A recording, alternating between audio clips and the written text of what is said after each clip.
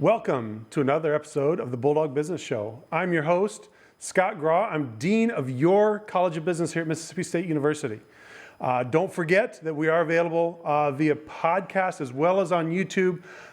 You can find us on Apple Podcasts, Spotify, Podbean, and likely a number of other sources as well. So I'm excited today to have with me Dr. Tom Miller. He is the Jack R. Lee Chair of Financial Institutions and Consumer Finance here in the Department of Finance in our College of Business. So Tom, thanks for being with us today. It's an honor to be here, Scott. It really is. Good. So, well, we've got a number of things we're going to get into today, but let's start off. Can you tell us just a little bit about yourself, maybe a little bit about your MSU journey, but what type of research you're doing? And one thing that some of our listeners may not be aware of is this Lee Speaker Series that you lead and tends to get a lot of attention. Tell us a little bit about that as well. Sure. I'll start off by saying that I was born in France, but raised in Helena, Montana, and went to school out in the West and wound up down here at State about in 2011, came down here.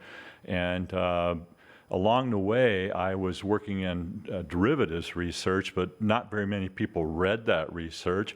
And so I wanted to get a role that would make a difference in people's lives. And so when I saw this lead chair come up, I thought that's a perfect opportunity to make a difference in people's lives, because we study small dollar credit alternatives, payday, pawn, auto title, and especially finance companies' small dollar loans. Okay. And so my research is kind of still, I have a toe in the water in options research. We just put together that syndicate to buy a bunch of data from the Chicago Board Options Exchange to do a study on Twitter versus option prices and see what happens. I know that the Securities and Exchange Commission is interested in something like that, so I want to move that project along. I have a big project going on pawn loans that I think will be the first of its kind to study pawn loan level data from the state of Illinois. So we're working on that.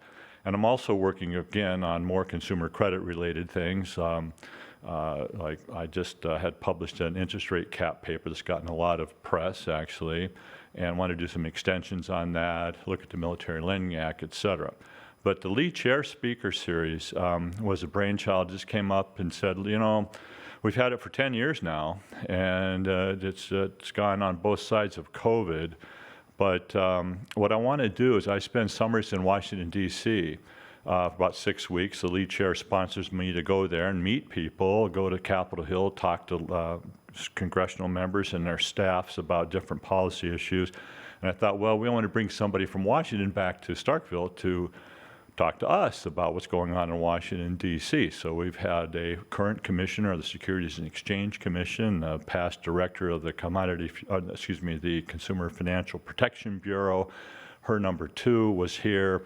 The chief economist for the AFPI, America First Policy Institute, and he was a deputy secretary of Treasury, was just here.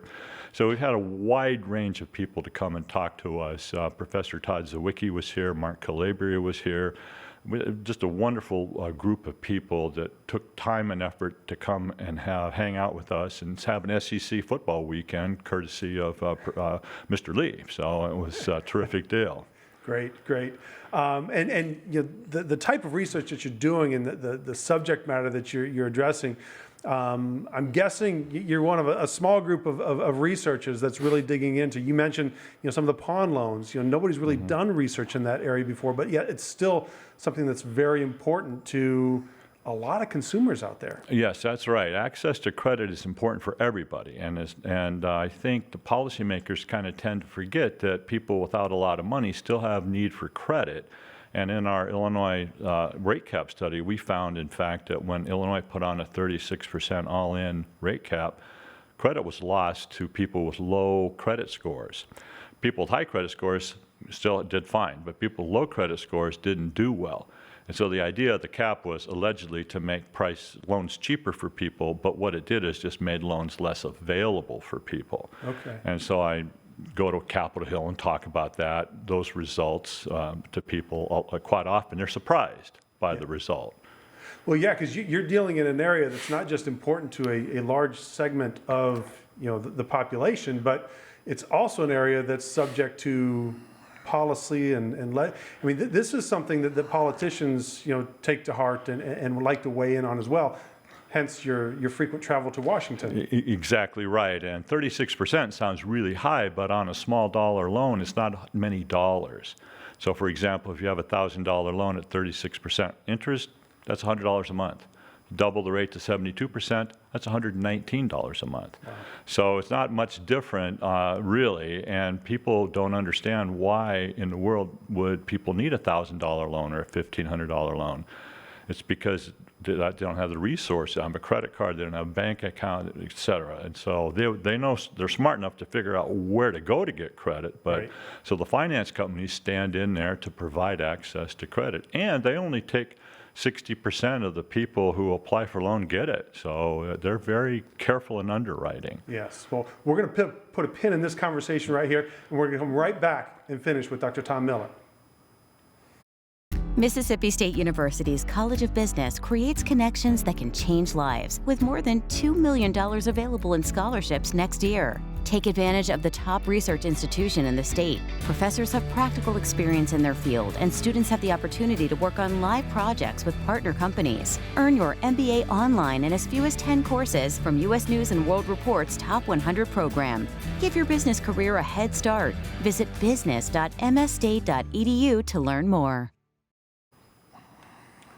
Welcome back to my conversation with Dr. Tom Miller. We're talking about some of his research on consumer finance, and we were just starting to get into some of the policy discussion. So, speaking of policy,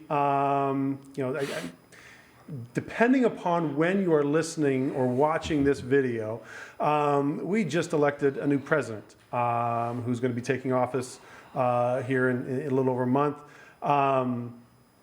What are you keeping your eye on, or what are you watching out for as you look at policy implications associated with a change at the president level?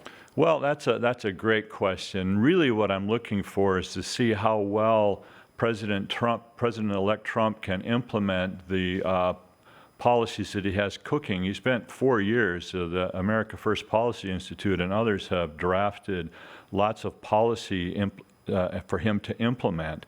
And it'll be very interesting to see what those will be and what kind of executive orders he will issue, et cetera. And the thing that I'm really looking forward to seeing is how well he will work with Congress, because there's some energy is on everybody's mind, because we know that the price of gas and just percolates or permeates the whole the whole supply chain, to use, to tap into your expertise. But we know all along the supply chain, fuel costs really matter.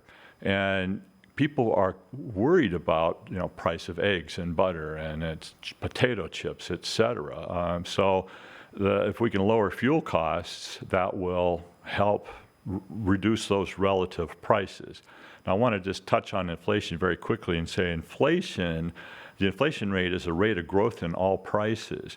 But what people care about are relative prices. What price am I paying for X, Y, Z at the grocery store, for example? Right. So it'll be interesting to see what he can do to uncork the economic engine that relies on energy. And there's a couple of things I think that are, there's the trade is filled with all kinds of policy suggestions for him. But I think if he can get Congress to help him enact some laws that the agencies, the executive agencies, have been creating their policy through their actions, and they can't do that. Congress is the one that allows them to make actions. So if they make actions that aren't explicitly granted by Congress, that's a problem. And so that's something that the Supreme Court has just recently addressed in Loper-Bright Act, the Loper-Bright decision of 24. So it'll be interesting to see what energy policies are going to do. Of course, everybody's attention is on Vivek and Elon's, Doge agency, and the federal government's been trying to cut itself forever, but we'll see what can happen. It'll be very interesting. I will say this, I think this time President Trump was prepared to become president. He had plans in place for what he will do. In 2016, I just don't think he was all that prepared or thought it was not a big deal to come in. And the machinery of government, one of the things I learned when I go to Washington, D.C. is just how massive and cumbersome the federal bureaucracy is. Yeah. So he's ready this time, I think, to make some policy changes that, and he knows how the system works now, and I think that's really important. Yeah. And I'm guessing you're going to keep a pretty close eye on those policies too, because you mentioned, price of energy and inflation and so forth.